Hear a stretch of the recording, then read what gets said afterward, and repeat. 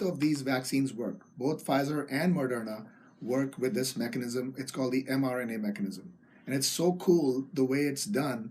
I'm very impressed by how efficacy wise they're so good. And if you look at the numbers, we talk about numbers as well. Our vaccination numbers, effectiveness against mild disease for both Pfizer and Moderna is almost 94 to 95%. And for severe disease, it's 100%. Hello, listeners. Welcome to Doc Talk Live. Doc Talk Live is a health show dedicated to educating its listeners about different health topics every week. We do so by bringing on medical experts to answer commonly asked questions. Be sure to send in your questions through Facebook Live on Wednesdays at 5 p.m. You can find more information about the show on our Facebook, Instagram, Twitter, YouTube, and our website, doctalklive.com. That's DOCTALK live.com. Also, watch more episodes of the show on platforms such as Spotify, iTunes, and iHeartRadio. My name is Dr. Vic Prakash, and I'm hosting today's show. The U.S. COVID-19 vaccination program began December 14th. According to data by CDC, as of March 24th, 2021, 130.5 million vaccine doses have been administered. Overall, about 85.5 million people, or 25.7% of the U.S. population, has received at least one dose of the vaccine. Joining us to discuss this will be Dr. Priyanka Uppal and Dr. Anurag Dugal to educate us more and talk about COVID-19 vaccinations and the significance of this at ending the pandemic. Dr. Uppal, Dr. Dugal, welcome to Doc Talk Live. Thank you both for volunteering your time to be a part of the show.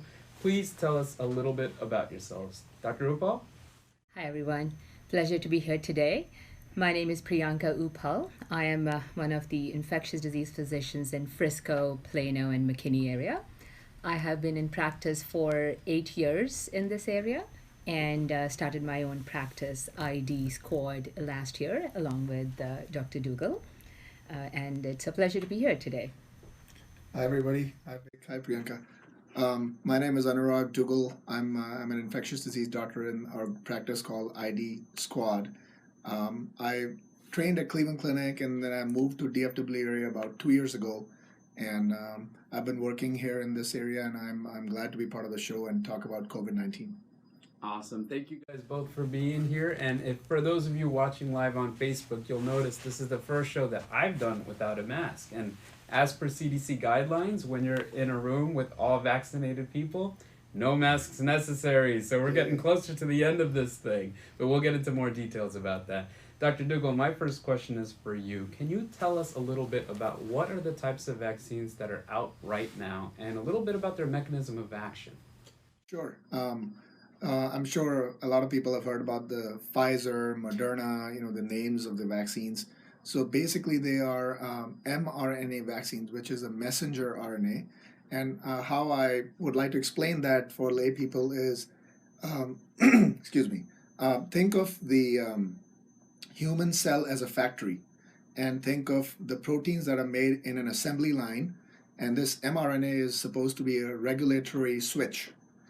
So what we do is we create this mRNA from the COVID-19 virus that we inject into the body that goes into the human cells and then creates this regulatory switch to produce these proteins on the assembly line, which are spike protein-like configuration, which is seen on the COVID-19 virus. So the human cells express that virus protein, and then the body recognizes it as something odd or something foreign, and that's when you start producing antibodies against these specific proteins. So that's how both of these vaccines work. Both Pfizer and Moderna work with this mechanism. It's called the mRNA mechanism. And it's so cool the way it's done. I'm very impressed by how efficacy wise they're so good. And if you look at the numbers, we talk about numbers as well. Our vaccination numbers, effectiveness against mild disease for both Pfizer and Moderna is almost 94 to 95%. And for severe disease, it's 100%. So I think this is a slam dunk in the field of science. That's fantastic. Now, one common myth I think we've all heard is these vaccines are going to affect my DNA. Can you speak to that? Yeah, so I think that's a myth and it's not true. It's not a fact because these mRNA particles that are injected as part of the vaccine, once they create that spike protein structure which is expressed on the human cells, these mRNA particles are destroyed by the human cells. So they are not part of your DNA. They're not going to create some mutants in you or they're not going to affect your generations to come. So this is all a myth.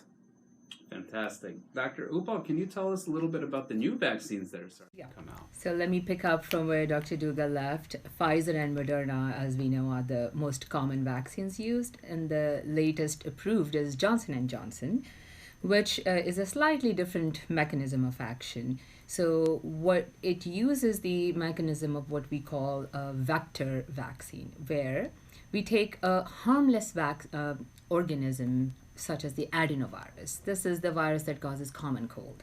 So we take the shell of that virus and we put the genetic material of COVID in it so it becomes harmless, still is harmless. That's what's injected in. And then the body recognizes that and does the same production of the antibodies just like mRNA vaccine. So it's just a slightly different mechanism, but that's how Johnson & Johnson produced that. The other two that are not yet approved in US but under investigation at this time is AstraZeneca, which is in England, and same mechanism as the vector vaccine. And the second one is called Novavax, and that has a slightly different mechanism by itself, as in it uses a part of the protein, which is the spike thing that we see in all the COVID diagrams, and it forms that into a nanoparticle of that protein, and that's what's injected inside.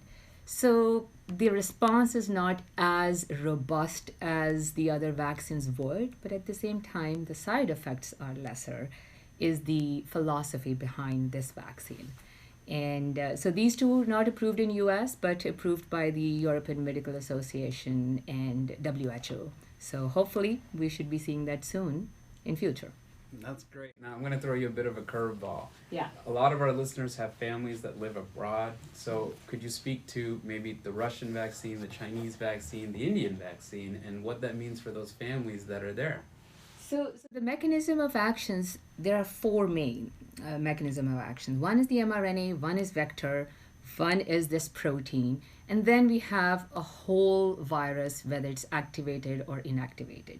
That has not been formulated in any of the COVID vaccines. So long story short, doesn't matter what the formulation is, as long as it is one of these mechanisms that is being used, there is efficacy to it.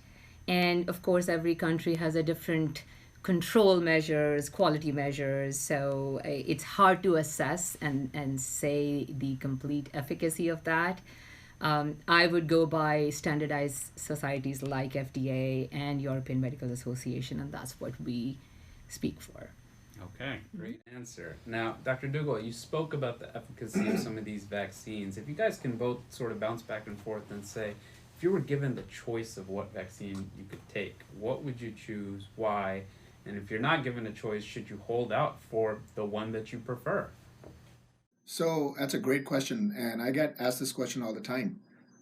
What I tell my friends and colleagues and patients when they ask me this question is what Dr. Paul just said, is that any vaccine is good. You know, the way when Pfizer and Moderna were produced, these variants that we talk about now were not present at the time. So when their trials were done, we didn't have any of those variants. When Johnson & Johnson was produced, the big deal was a South African variant because it was tested in South Africa. So the response rates were not as good by Johnson & Johnson in that area. So, and then you look at AstraZeneca, you know, what they're doing in UK and, you know, their response rates. So every vaccine development, the time frame is different and the populations are different that they evaluate. So all this stuff has to be kept in mind when you compare these vaccines. So in my mind, if you're able to get a vaccine which gives you protection against getting severe disease from COVID-19 infection, I would get that vaccine and would not hold out for any specific vaccine or anything like that. And I would like to add further to it that, you know, when we do these trials with Moderna and Pfizer, the absolute numbers is not what we should be looking at. So this is what we face most of the times. Oh, it's 95%. It's 95%. Why is Johnson and Johnson 64%? And that's why in Michigan, it was held and not distributed. So you have to understand, and everybody has to understand, when we say 95, it's an individual person. One person is 95% protected. It is not that you will take 100 patients and 95 will not get and 5 will get. That's not what 95% means. So, in other words, the aim of vaccination is not that you won't get COVID.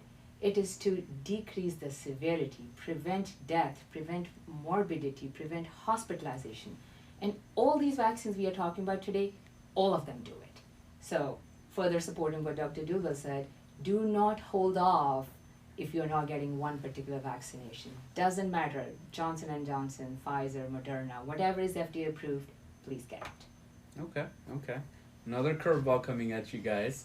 So, if a person says, look, I know this virus is awful and it's hurting and killing a lot of people, but the overall risk is still fairly low. It's a common cold. Why do I want to take a vaccination for something that I'm probably going to survive? What's the answer to that? The answer to that is come be in our shoes and see what we see in the hospital every day. We've seen how the pandemic has basically toppled the world over the last year. There have been so many. You look at not only just healthcare, you look at economies of the countries. So many people affected by it indirectly, directly. In the hospitals, if you look at what we are seeing, so many patients sick, they stay in the hospital longer. Some people get on the ventilator, some people die. This is not easy to see. So whoever asked me that question, I asked them this question back. I said, what if your son or daughter get this and they are the one unlucky young kid who dies? How would you feel about that? That's when they come to their senses. And I recently, I'll tell you this quick story. I saw this patient who was a vaccine non-believer, and he got admitted to the hospital. He said most of his family members, they don't believe in COVID, they don't believe in vaccination. And he was sick. He was in the hospital. He was a young guy, 51-year-old guy. He was in the hospital for almost 2-3 weeks. Finally, he recovered, but he told me one thing before he left. He said, Doc, thank you so much. I'm a believer. I believe this is a severe disease. I could have died from this, and I'm going to tell my family members not to take this lightly. I'm going to tell them everybody to get vaccinated. I'll get vaccinated. And that's the best thing I could get from any patient. I felt so proud at the time. And there's so much unknown about this virus, and as we have seen it in the past year, the risk factors have changed, or let's say we have discovered new ones. When we first started, it was diabetes, immune compromised cancer patients.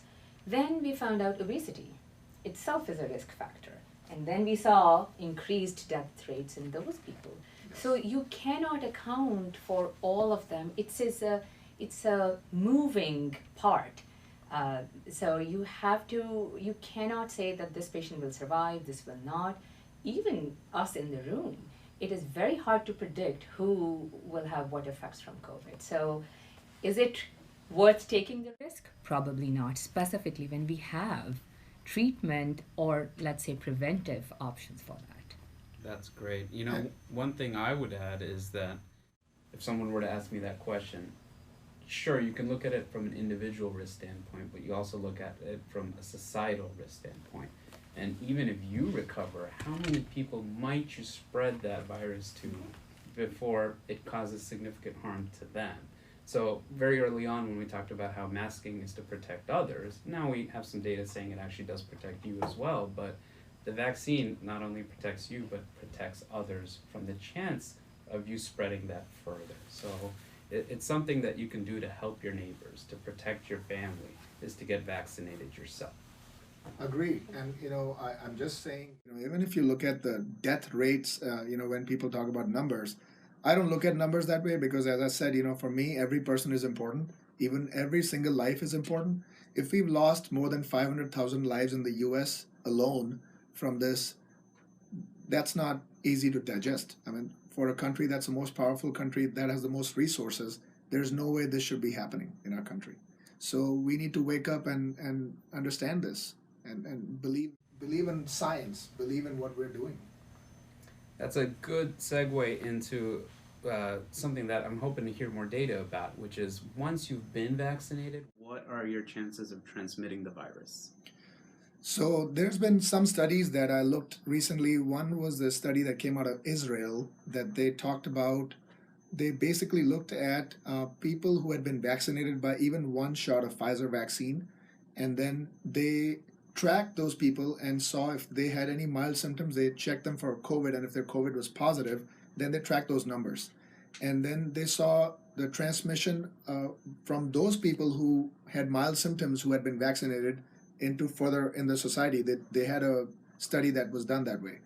And in those numbers, they saw a 70% decrease in transmission from even one dose of Pfizer vaccination. So that's a big decrease in symptomatic or mildly symptomatic people. In another study done in UK, which just came out probably a month ago, and this study was even better because they looked at asymptomatic people. They screened people in healthcare systems who had been vaccinated. They screened them every week for COVID-19, irrespective of what they were feeling.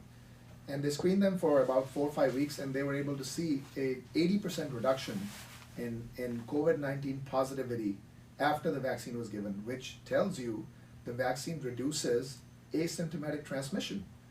And that's what I'm looking at. And I'm thinking about it. I'm thinking if there's this much effect with one dose, which is what they found in these studies, if you add the second dose on top of it, you may be able to get to 90% or even higher.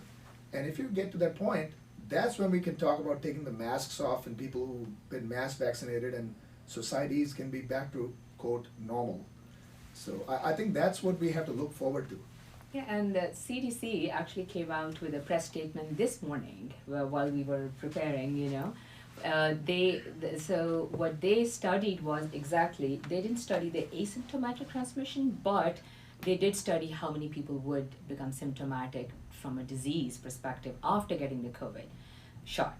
And 70% of 2 weeks after the first shot and 90% protection 2 weeks after the second shot. This is as good as any scientific evidence can get, and this is after a rigorous 1 year, at least I would say 6 months of data, and it was published this morning. So this is as good as it can get.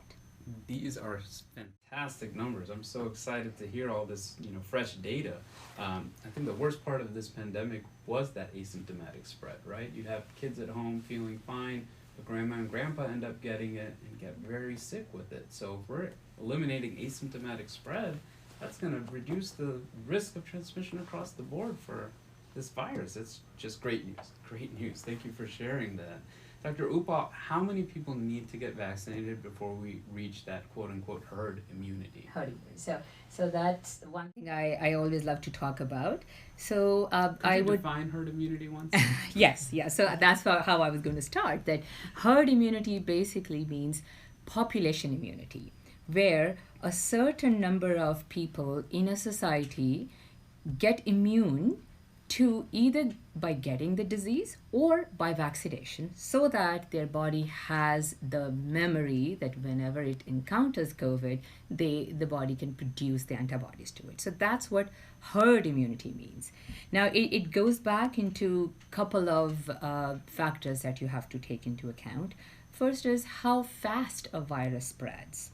And in scientific terms, we all may have heard R naught is the value, which measures the contagiousness and transmissibility of a virus.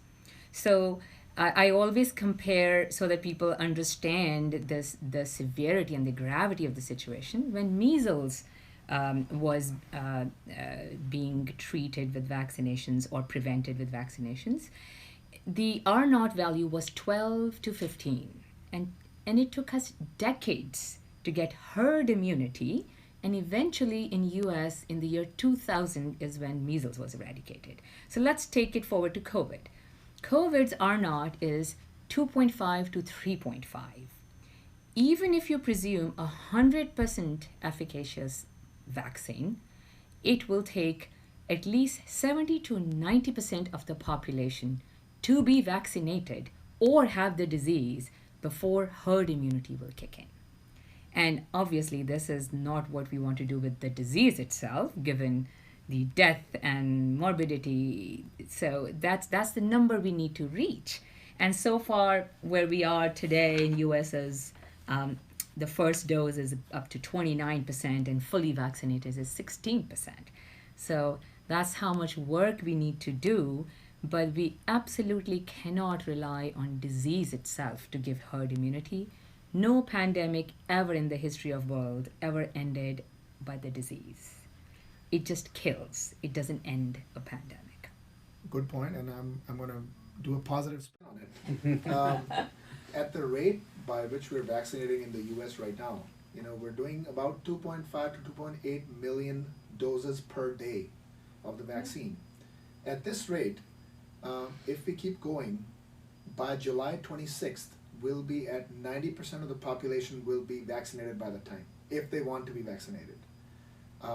If we get to that point, July 26th, think about it, 2-3 months from now, if we get to that point, we will get to that broad range where we can talk about herd immunity at the time.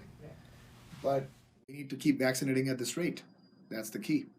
You heard it here first. Dr. Dougal has called July 26th COVID Independence Day. I wish. We hope so. Now, actually, that segues into a question I had. What do you tell people who've had COVID regarding getting the vaccine for themselves? When we didn't have enough vaccine available initially, when we were telling our patients that based on, in ID society, when we were talking about, how can we maximize vaccines to people who are at risk, and people who've had the infection, they maybe have developed some antibodies, so we can maybe delay their vaccination a little bit. But now, since we have so much vaccine available, based on the numbers that are projected by the end of June or end of July, we will have almost 700 million doses of vaccine available in the US. So based on that numbers and the fact that we are getting enough vaccine by Pfizer, Moderna, and Johnson & Johnson sent over, right now, there is no reason to wait. For somebody who's had the infection by COVID-19 to wait for 3 months or 1 month to get the vaccine, after their sickness resolves, after their illness resolves, they should be able to go and get their vaccine right away. They shouldn't have to wait. Yeah, and that applies to any kind of sickness. So once you are not acutely sick, just go get vaccinated. Absolutely. That's fantastic. Now, can you both speak to the safety of these vaccines? I know AstraZeneca had a big scare with the clots, potentially. Yes. So obviously no vaccine, no scientific investigation is without any side effects, but the most common side effects classically are really considered mild to moderate. In the data, post-vaccination data that we have so far, very rarely have we seen severe side effects such as anaphylaxis. It happens, but it is not a majority. So you're talking about low-grade fever. Fever could be high-grade also, but chills, headache, malaise, these are the most common things, body aches, and that's what we advise patients also. But really, no organ system damage or leading to severe prolonged hospitalizations or deaths. Actually, we were discussing right before the show that all the patients who got the Pfizer or Moderna, not even one death was seen, not even one, as a result of the vaccine. And in fact, not even from COVID. So this is how, this is the best way to explain that yes, side effects are there, they are mild to moderate, but the blood clot thing with AstraZeneca was also later on, they corrected the statement. It wasn't directly a result of the vaccine. There were many other factors that were not taken into account. So that data is still not validated. Okay. Yeah. And folks, this is a topic we can talk on for hours, but unfortunately we're almost even getting close to the end of our show, so I just want to ask a few pointed questions before we end. Dr. Upal, how long does immunity last once you get the vaccine? So that is the million-dollar question that nobody has an answer yet. There is no way to test how long an immunity will last, but we have rough numbers. So anywhere between 90 days up to 6 months is what has been projected. But what is more important to know is that there are two kinds of responses once we get vaccinated that the body produces. And one is a T cell response, where these cells are the ones that help manufacture the B cells. And then is the antibody production. So the antibody production tends to wane off with time, but the other kind of immunity may still linger on. So the magic number I would throw out is at the max 6 months, rest we need to do studies. Okay. All right. So some questions to answer, but still exciting. Thank you so much, both of you, for sharing all this positive information. And I hope you all listening realize that we are getting close to the end of all of this happening. So for everyone who listened, thank you for listening to Doc Talk Live. Check us out on Facebook, Instagram, Twitter. This is Dr. Prakash signing off. Stay healthy, America. Go, bro.